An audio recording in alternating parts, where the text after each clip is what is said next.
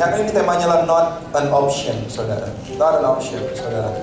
Tahukah saudara bahwa hidup adalah pilihan? Sepanjang saya mempersiapkan khotbah ini ada satu pertanyaan dalam hati saya, yaitu apakah Yesus disalib, Yesus mau disalibkan, itu pilihan atau kewajiban? Pertanyaan itu benar-benar mengganggu saya. Apakah Yesus itu naik ke atas kayu salib, bersedia menanggung begitu banyak siksaan, hukuman, itu pilihan, option? Optional artinya boleh enggak, boleh iya, atau wajib, atau keharusan bagi dia. Dan akhirnya Tuhan banyak bicara sepanjang malam sampai tadi pagi, saudara. Bahkan tengah perjalanan saya naik mobil juga, saya benar-benar merasakan hadirat Tuhan, saudara. Saya percaya bahwa hidup adalah pilihan. Sama-sama katakan hidup adalah pilihan. Sama-sama katakan saya hidup adalah pilihan, saudara.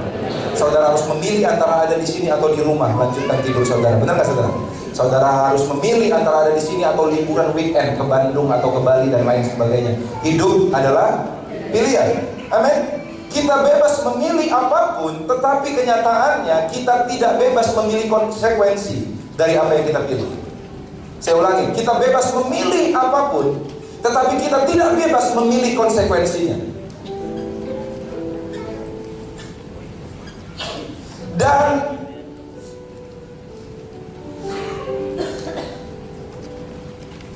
sayangnya, keputusan atau pilihan yang kita buat ternyata berdampak bukan untuk diri kita sendiri, tapi berdampak bagi orang lain sekitar kita.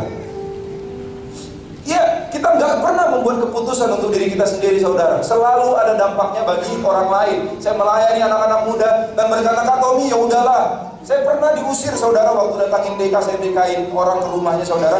Begitu nyampe ke sana saya diusir, Kak Tommy, udahlah, tak usah. Dia bilang, dia katakan, buat apa saya? Kalau saya rusak kan saya rusak sendiri. Kalau saya hancur sendiri. Saya nggak ngerugiin orang lain, yang penting. Saya katakan enggak, saudara. Kak Tommy, kenapa? Karena saya, sorry pakai kata kakak di sini, saudara, nggak apa-apa ya, saudara ya. Kalau saya pakai narkoba kan yang rusak saya. Gak ada yang lain, saya nggak ngerugiin orang lain, saya ngerusak diri sendiri. Kamu nggak pernah rusak sendiri, saudara.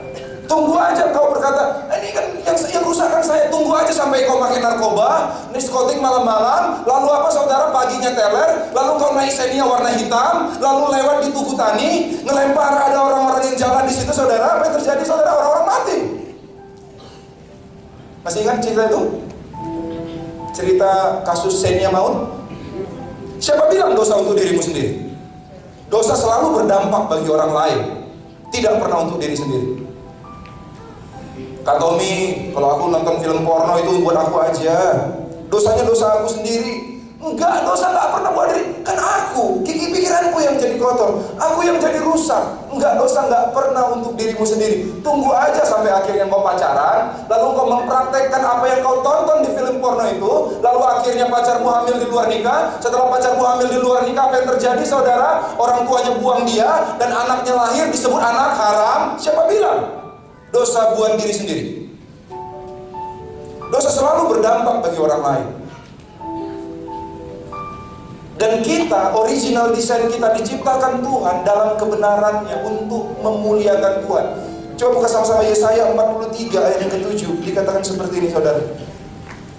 Semua orang, dikatakan Yesaya 43 ayat 7, dikatakan semua orang yang disebutkan dengan namaku, yang disebutkan dengan namaku, yang disebut umat Tuhan. Siapa yang umat Tuhan di sini? Lambaikan tangan, saudara. Semua orang yang disebutkan dengan namaku, Yesaya 43 ayat yang ke-7. Yang disebutkan dengan namaku, yang kuciptakan. Tujuannya untuk apa, saudara? Untuk kemuliaanku. Jadi kita didesain, saudara, bentuk mengikuti fungsi, saudara. Artinya kita difungsikan Tuhan untuk kemuliaannya. Jadi waktu Tuhan mendesain kita, kita didesain dengan sedemikian rupa, dengan pikiran, perasaan, kehendak, dengan model bentuk yang seperti ini. Tujuannya satu, agar kita bisa memuliakan Dia. Original desainnya untuk memenuhi tujuan-tujuan Allah. memuliakan Dia. Jadi original desain kita adalah untuk apa, saudara? Untuk memuliakan Tuhan. Nah, jadi saudara, seharusnya logikanya lebih mudah bagi kita untuk melakukan kebenaran daripada kejahatan. Seharusnya saudara, lebih mudah, lebih bermanfaat bagi kita dan lebih besar dampaknya apabila kita hidup sesuai fungsi dibanding tidak sesuai fungsi. Ketidakbenaran bukanlah fungsi kita, saudara. Itu bukan original design kita. Yang saya mau katakan adalah seperti, kalau ketidaktaatanmu bisa berdampak begitu banyak orang, coba pikirkan, itu bukan original desainmu tidak taat. Apalagi ketaatanmu, saudara. Ketaatanmu akan bisa berdampak bagi banyak banget orang. Ketaatanmu bisa bawa banyak orang kenal Tuhan. Ketaatanmu bisa merubah komunitas, bisa merubah keluarga dan banyak orang. Amin, saudara. Siapa yang percaya bahwa ketaatannya bisa lebih berdampak daripada ketidaktaatan? Dengan tepuk tangan buat Tuhan. Haleluya. Roma 5 ayat 19 berkata seperti ini. Jadi Roma 5 ayat 19, jadi sama seperti oleh ketidaktaatan satu orang, semua orang telah menjadi orang berdosa. Demikian pula oleh ketaatan satu orang, semua orang menjadi orang benar. Kita tak pernah untuk diri sendiri, saudara. Ketidaktaatan kita dampak buat orang lain, dan ketaatan kita berdampak bagi orang lain. Ketidaktaatan Adam bawa seluruh manusia jatuh dalam dosa. Ketaatan Yesus membawa seluruh orang dalam kasih karunia Allah. Kita diciptakan untuk melakukan kebenaran, tetapi Tuhan memberikan kita pilihan, saudara. Saudara, ada cerita kisah suatu kali, saudara, ada unta, saudara. Udah pernah dengar cerita ini gak, unta, saudara? Anak unta ini nanya sama bapaknya, bukan sama bapaknya, sama maminya yang bijak. Mami, katanya, kenapa kita ini beda dengan hewan yang lain? Kita ada punuknya, yang lain kagak ada. Dan si maminya dengan bijaksana dan penuh kebanggaan sebagai onta, dia berkata, itu karena kita adalah onta. Kita punya punuk yang gunanya untuk menyimpan banyak sekali air, sehingga kalau di padang gurun kita bisa tahan berhari-hari tanpa air. Wih, hebat banget ya. Oke. Lalu kenapa kaki kita panjang, Mama? Dan si mama onta berkata, oh itu karena kita onta. Kita ini supaya bisa kaki panjang, supaya bisa bergerak di padang gurun. Bahkan lihat, telapak kaki kita bundar, supaya di tempat yang berpasir kita bisa lincah berjalan bergerak. Oh gitu. Jadi gunanya supaya kita bisa maksimal di padang gurun ya. Lalu kenapa mata kita, alis kita panjang, Mama? Bukan alis apa ini, saudara? Ya bulu mata. Saya kadang-kadang lupa, susah bedain alis sama bulu mata. Karena kadang-kadang perempuan saking banyaknya nyatu, saudara, alis sama bulu. Kenapa bulu mata kita panjang? Itu karena kalau di padang gurun ada banyak debu pasir, kita gampang mengibaskan debu itu. Oh, jadi semua gunanya apa? Supaya kita bisa maksimal. Lalu sang anak mendengarkan penjelasan ibu yang begitu bangga bahwa dia itu onta. Dia berkata seperti, lalu kenapa kita sekarang di kebun binatang? Kalau semua fungsi ini berguna untuk di apa? Di padang gurun, ngapain kita di kebun binatang?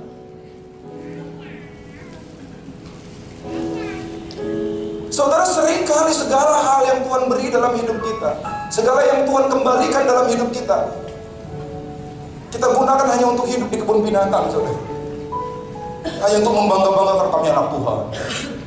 Kami adalah umat yang ditebus, bangsa pilihan, umat kepunyaan Allah sendiri, yang telah dipanggil keluar dari kegelapan kepada terangnya yang jaya. So what? Kalau hidupnya masih di kebun binatang, engkau baru bisa maksimal berfungsi kalau engkau ada di padang gurun. Baru kakimu berfungsi seperti sebagaimana diciptakan. Lalu apa nih?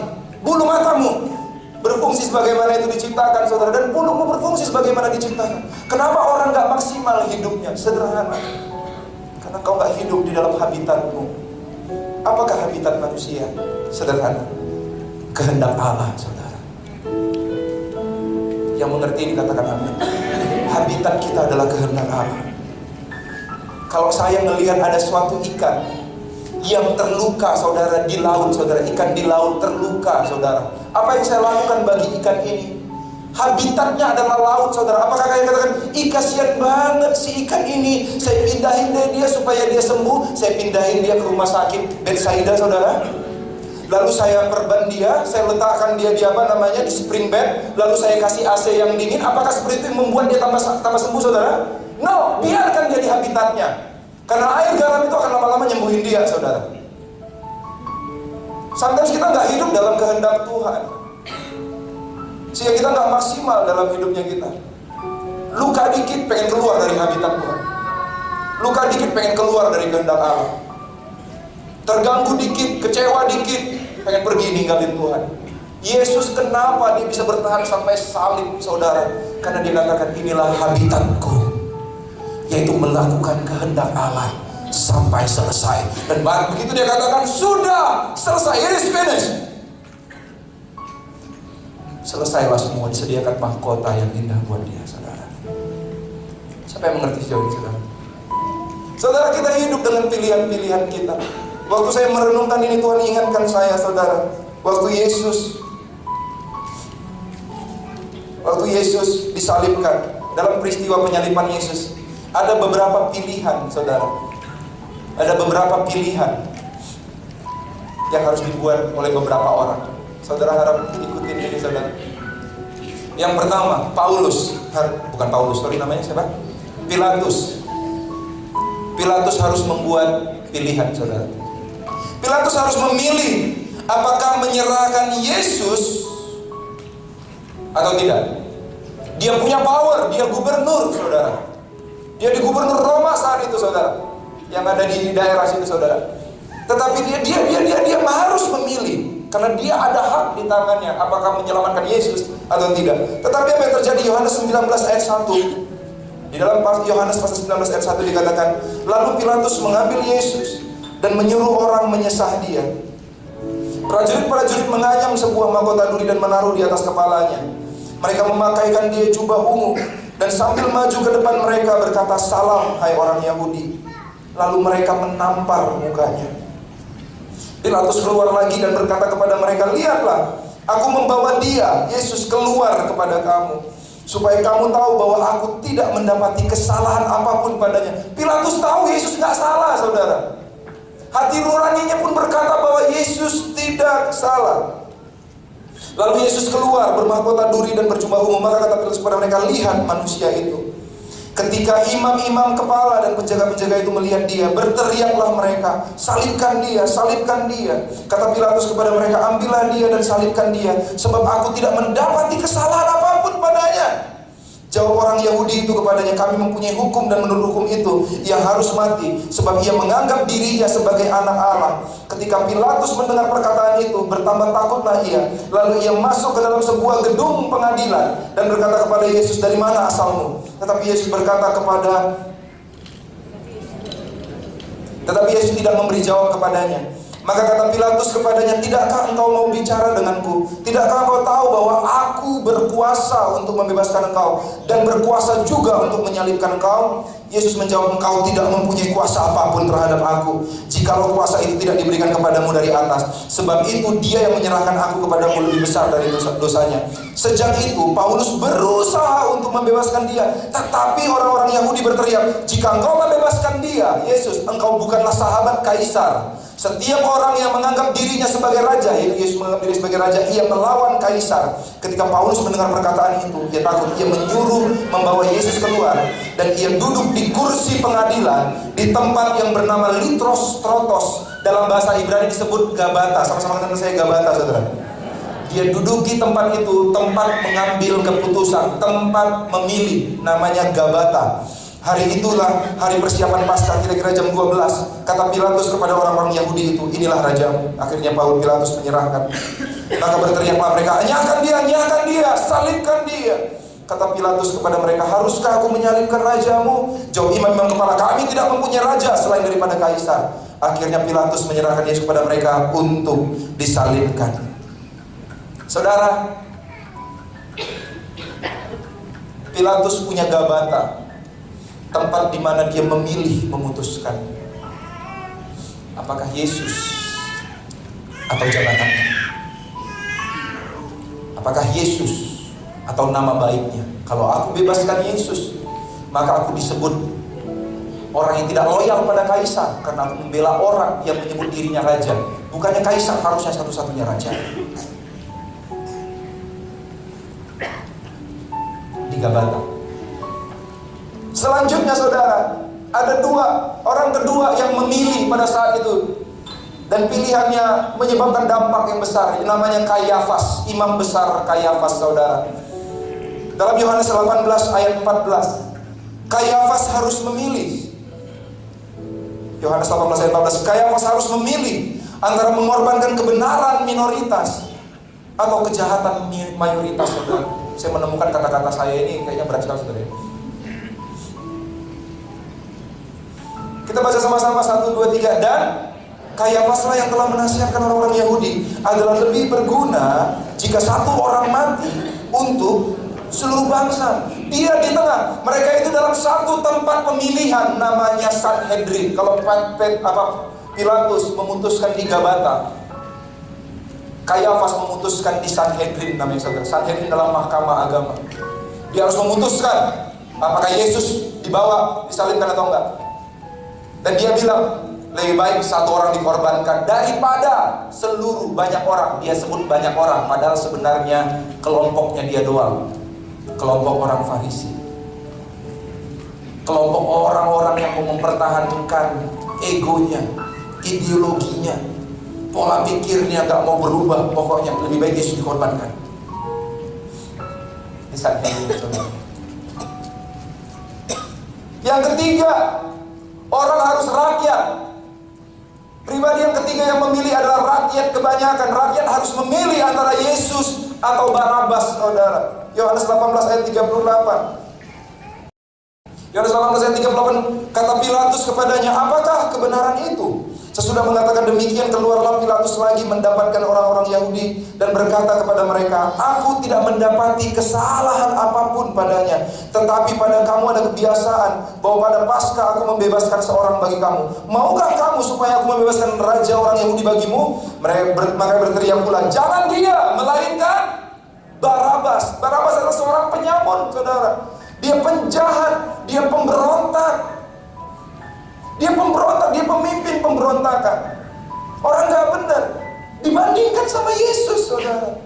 Dan rakyat pilih siapa, saudara? Yesus. Di manakah rakyat memilih? Rakyat memilih itu di aula pengadilan itu, saudara. Di aula pengadilan mereka teriak berkata, better Barabas. Mereka lebih memilih pemberontak daripada orang benar, daripada orang yang penuh kasih. Dan yang terakhir, proses memilih yang keempat yang saya catat, Tuhan sampaikan buat saya. Proses memilih yang keempat adalah Yesus harus memilih antara menyerahkan nyawanya atau tidak. Di Taman Getsemani, saudara. Ini Kayafas. Dia memilih di Sanhedrin. Rakyat harus memilih antara Yesus atau Barabas. Dan Yesus harus memilih antara kesalib atau tidak.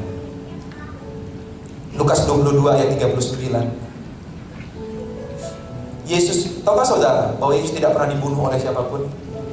Karena tidak bisa anak Allah dibunuh. Yesus menyerahkan nyawanya. Beda antara dibunuh dengan menyerahkan nyawa, saudara. Yesus menyerahkan nyawanya. Dia tidak mati sampai akhirnya dia berteriak, Bapa, ke dalam tangan-Mu lah kuserahkan rohku.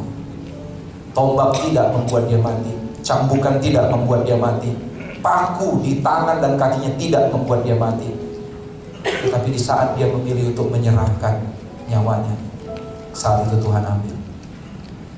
Dalam Lukas 22 di Taman Getsemani, lalu pergilah Yesus keluar kota, dan sebagaimana biasa ia menuju Bukit Zaitun. Murid-muridnya juga mengikuti dia. Setelah tiba di tempat itu, ia berkata kepada mereka, berdoalah supaya kamu jangan jatuh ke dalam pencobaan. Kemudian ia menjauhkan diri dari mereka kira-kira selempar batu jaraknya. Lalu ia berlutut dan berdoa katanya, ya Bapakku, Jikalau engkau mau, ambillah cawan ini daripadaku. Tetapi bukan kehendakku, melainkan kehendak-Mu lah yang terjadi. Maka seorang malaikat dari langit menampakkan diri kepadanya untuk memberi kekuatan kepadanya. Percaya saudara, di saat kita memutuskan untuk ikuti kehendak Tuhan, akan ada malaikat-malaikat yang dikirim Tuhan untuk menguatkan kita. Amin. Ia sangat ketakutan dan makin bersungguh-sungguh berdoa. Peluhnya menjadi seperti titik-titik darah yang bertetesan ke tanah. Lalu ia bangkit dari doanya dan kembali kepada murid-muridnya. Tetapi ia mendapati mereka sedang tidur karena duka cita. Katanya kepada mereka, "Mengapa kamu tidur? Bangunlah dan berdoalah supaya kamu jangan jatuh dalam pencobaan." Akhirnya ini menjawab pertanyaan saya yang pertama. Apakah Yesus mana yang ke atas kayu salib itu merupakan pilihan atau kewajiban? Sampai saya akhirnya berkata bahwa ya, itu sebenarnya pilihan.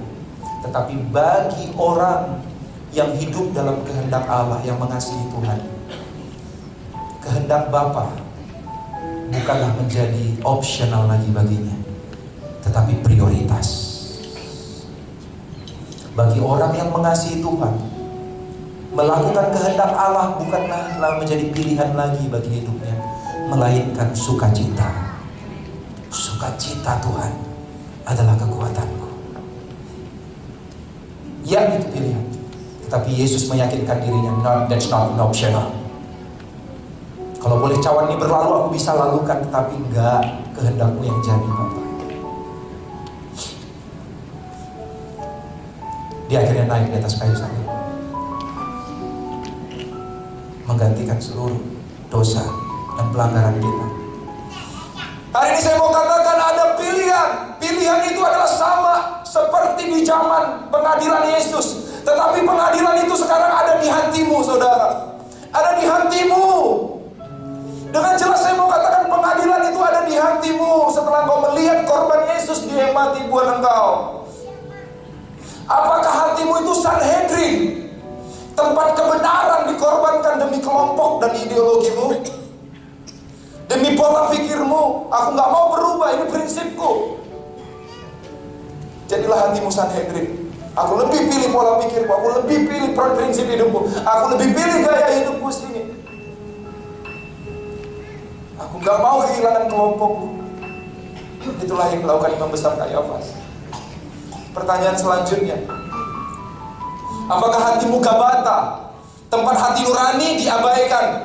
Pilatus tahu, hati nuraninya tahu bahwa Yesus itu gak salah, tapi hati nuraninya diabaikan demi jabatan dan nama baikmu. Kirain cuma agung ini memberi pilihan buat kita. Apakah hatimu Gabata? Apakah hatimu adalah aula pengadilan, tempat rakyat banyak, tempat pemberontakan lebih dipilih daripada kasih? Ada pribadi pemberontak, ada pribadi penuh kasih. Mana yang kau pilih? Dan seharusnya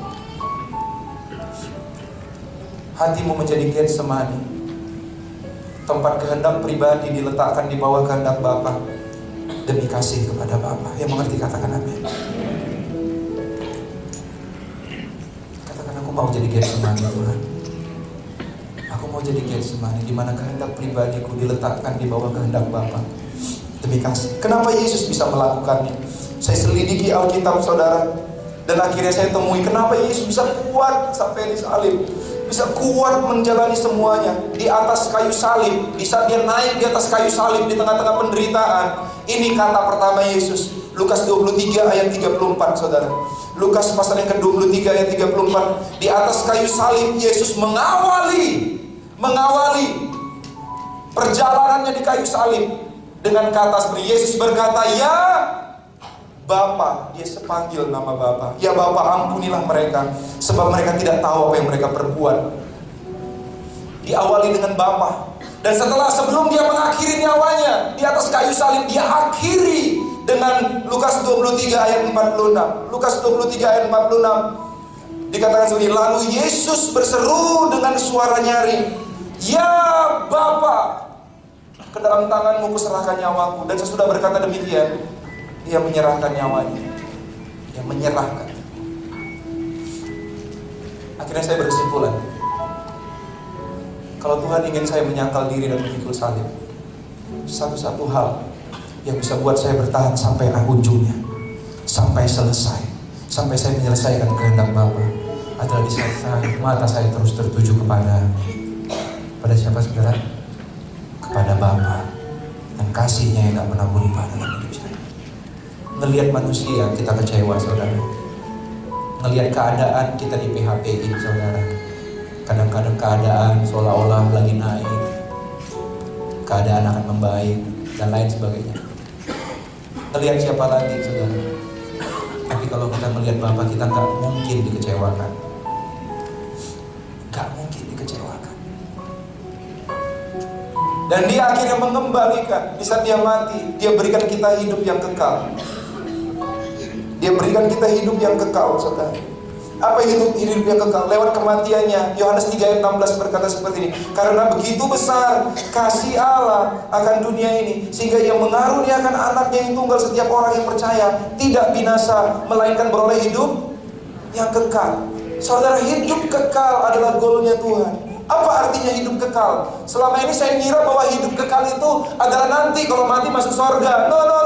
Pengorbanan Yesus bukan cuma ngasih kita hidup di surga. Hidup yang kekal itu yang pertama memang hidup di surga selamanya. Yohanes 10 ayat 28. Yohanes 10 ayat 28. Hidup yang kekal yang Yesus maksud adalah pertama adalah hidup di surga selamanya. Dan aku memberikan hidup yang kekal kepada mereka. Ini hidup kekal ya. Dan mereka pasti tidak binasa sampai selama-lamanya, dan seorang pun tidak akan merebut mereka dari tanganku. Hidup yang kekal yang pertama, hidup bersama-sama di surga selamanya. Siapa yang percaya bahwa dia akan di surga bersama Yesus selamanya? Saudara, berikan tepuk tangan buat Tuhan kita. Tapi hidup kekal yang kedua yang Yesus janjikan lewat karyanya di kayu salib adalah Yohanes 17 ayat 3, yaitu kita jadi bisa mengenal Bapa. Sama seperti Yesus memanggil Bapa, mata yang tertuju dia, kita bisa mengenali Bapa. Yohanes 17 ayat 3 katakan, inilah hidup yang kekal itu. Inilah hidup kekal itu, yaitu bahwa mereka mengenal Engkau, satu-satunya Allah yang benar, dan mengenal Yesus Kristus yang telah Kau utus. Ini hidup kekal itu. Hidup kekal yang Yesus janjikan, pertama kita masuk surga, yang kedua kita bisa kenal Bapa, saudara. Dan yang ketiga, hidup yang kekal itu adalah apa saudara? Dan ini kita selama ini jatuh dalam dosa, jatuh dalam pemberontakan terus kepada Tuhan. Kita hidup dalam kedagingan, tetapi yang ketiga, Yohanes 12 ayat 50, hidup yang kekal itu adalah kita bisa hidup di dalam perintahnya saudara. Dan aku tahu bahwa perintahnya itu adalah apa? Adalah apa saudara? Hidup yang kekal. Yesus mati supaya kita nanti bisa masuk surga. Yesus mati supaya kita bisa kenal Bapa, sehingga kita bisa selesaikan proses salib kita. Yang ketiga, Yesus mati supaya kita bisa menggenapi perintah-perintah Tuhan. Siapa bilang tidak mungkin untuk bisa mentaati perintah Tuhan? Apapun keterikatanmu, Tuhan sanggup buat engkau menyelesaikan perintah-perintah Bapa, karena Yesus yang memampukannya di atas kayu salib. Kita melakukan dengan cinta. Yesus melakukan dengan cinta. Saudara, saya akan tutup. Lihat, pandang Yesus senantiasa. Pandang Yesus senantiasa. Apapun pergumulan yang kau alami hari ini, apapun tantangan yang kau hadapi di dunia kerja, dalam apapun itu, pandang Yesus. Pandang Yesus. Pandang Bapa. Di saat Yesus memandang Bapa, dia gak peduli. Saya ingat kisahnya suatu kali pahlawan-pahlawan Daud, saudara. Daud lagi stres saat itu, saudara. Di gua Adulam dia menampung 400 orang yang dikejar-kejar utang, pemberontak, orang yang gak dianggap sampah masyarakat, saudara. Dilatih mereka. Daud memberi arti hidup bagi 400 orang itu, dan akhirnya semuanya menjadi pahlawan. Dan suatu kali di tengah-tengah Daud, di tengah-tengah pelariannya, Daud cuma nyeletuk seperti ini, saudara. Daud cuma nyeletuk, seandainya aku bisa minum air dari perigi Bethlehem, dari sumur Bethlehem. Sumur Bethlehem saat itu sedang dikuasai oleh tentara Filistin, saudara. Ada ribuan tentara Filistin di situ. Tetapi Daud cuma nyeletuk doang, seandainya aku bisa minum dari perigi Bethlehem. Dia kangen banget sama air Bethlehem itu, saudara. Bethlehem itu kota Daud, kota kelahiran. Pengen dapat air dari situ. Dan orang yang nguping, ada triwira, orang-orang yang telah diselamatkannya, orang-orang yang telah diberinya arti hidup, saudara. Mendengar nguping, tanpa basa-basi, tanpa minta izin, dia pergi, saudara, ke perigi Bethlehem. Mereka langsung, saudara, menyelinap. Saya nggak tahu apakah mereka perang di situ atau mereka nyuri diam-diam, tetapi itu membahayakan sekali, saudara. Dan mereka ambil satu mangkok air itu, saudara, di situ dari perigi Bethlehem. Dan di tengah-tengah mereka mungkin berkeringatan, mungkin penuh darah karena mereka harus bertempur demi mendapatkan satu mangkok air. Mereka serahkan kepada Daud, katakan, "Raja, minumlah." Dan Daud terharu. Apa yang membuat 3 orang ini bisa begitu rela mengorbankan nyawanya, memberikan apapun demi menyenangkan hati rajanya? Sederhana, karena pengalaman mereka dikasihi oleh Daud. Kalau engkau gak pernah mengalami dikasihi oleh Tuhan, dosamu ditebus. Hari ini datang sama Tuhan. Dia mati bukan hanya untuk orang Kristen, dia mati buat semua orang yang mau menerimanya sebagai Tuhan.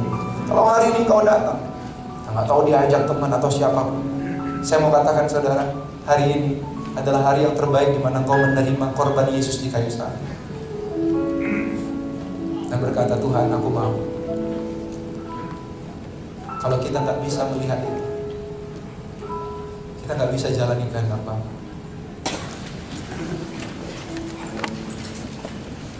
Hari ini saya mau katakan, adakah engkau yang merasa bahwa kehendak Tuhan itu terlalu berat bagimu? Tuhan berkata bahwa marilah kepadaku semua yang letih lesu berbeban berat, aku akan berikan kelegaan padamu. Pikul kuk yang kupasang, karena kuk yang kupasang itu ringan dan bebanku pun enak. Belajarlah pada aku, karena aku lemah lembut rendah hati.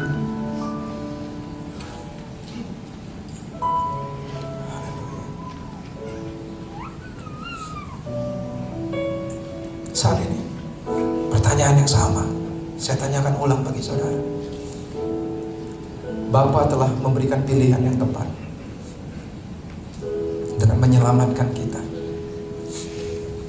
Hari ini, apakah hatimu adalah seperti Sanhedrin, tempat di mana kau harus memilih? Apakah kebenaran yang aku tegakkan, apakah kebenaran yang aku akan hidupi, atau prinsip-prinsip hidupku yang lama? Apakah hatimu seperti Gabata, di mana kau memilih, apakah yang aku pilih adalah hati nuraniku yang telah dikuasai oleh Allah, atau pribadiku, jabatanku, nama baikku? Dan hari ini mungkin kau seperti di aula, apa hatimu seperti aula pengadilan? Rakyat-rakyat berseru, apakah kau memilih pemberontakan lebih daripada kasih? Atau hatimu seperti Getsemani yang lebih memilih untuk menyerahkan hakmu di bawah kehendak Bapa dan berkata, Tuhan, aku mau ikuti kehendak-Mu, Tuhan, berapapun harga yang harus dibayar. Aku tahu Kau baik, aku percaya Kau punya rencana yang indah. Aku tahu, Tuhan, bahwa Engkau punya desain, rancangan yang besar buat aku, Tuhan. Dan lewat hidupku ada banyak orang yang akan diberkati. Lewat hidupku ada banyak orang yang dimuridkan. Lewat hidupku, Tuhan, nama Tuhan dimuliakan sama seperti rancangan-Mu semula, Tuhan.